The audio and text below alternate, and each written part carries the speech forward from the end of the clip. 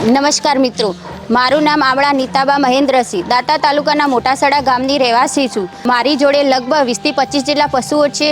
હું દિવસનું 150 લીટર જેટલું દૂધ પણ ભરાવું છું। પશુપાલનને વધુ નફાકારક બનાવવા માટે તથા પશુઓનું સ્વાસ્થ્ય સારું રહે અને કોઈ બીમારી આવે નહીં તે માટે મારે રસીકરણ વિશેની તમને વાત કહેવી છે।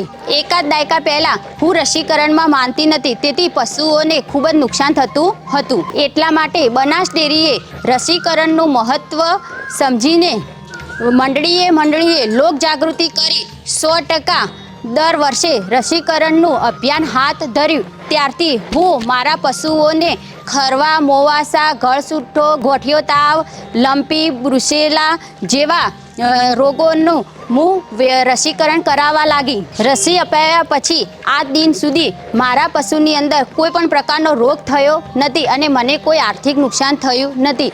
એટલે તમને નમ્ર વિનંતી છે મારા વહાલા પશુપાલકો કે તમારા ગામના બીજદાન કર્મચારી જ્યારે પશુને રસી અપાવવા આવે છે ત્યારે જોડે રહી તમારા બહુમૂલ્ય પશુઓને રસી મુકાવો। આજના યુગમાં જો પશુઓમાં કોઈ રોગના લીધે મૃત્યુ પામે તો આપણને કેટલું નુકસાન થાય છે એક પશુના માલિકને ખબર પડે છે।